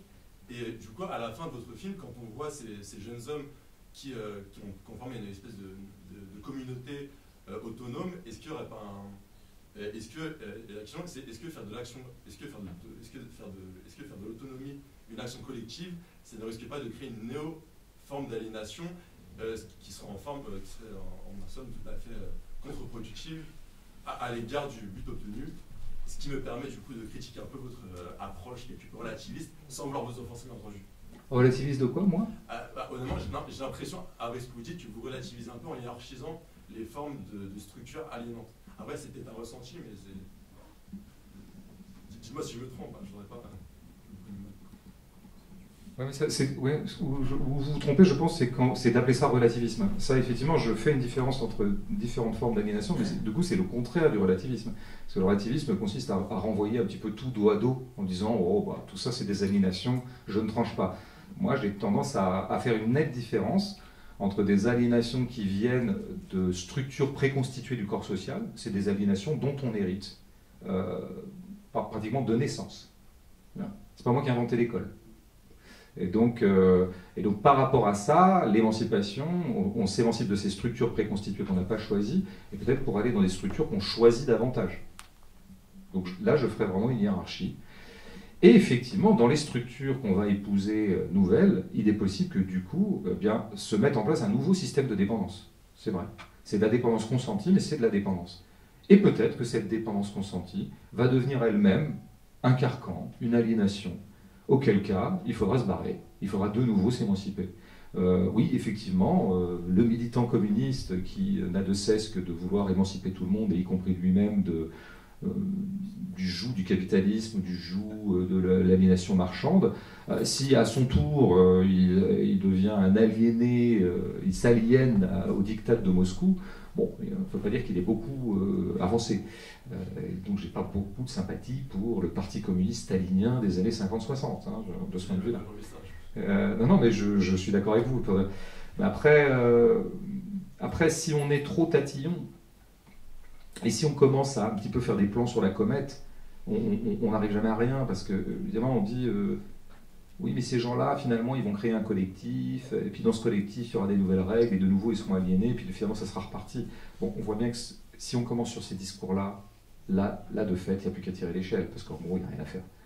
Il n'y a rien à faire.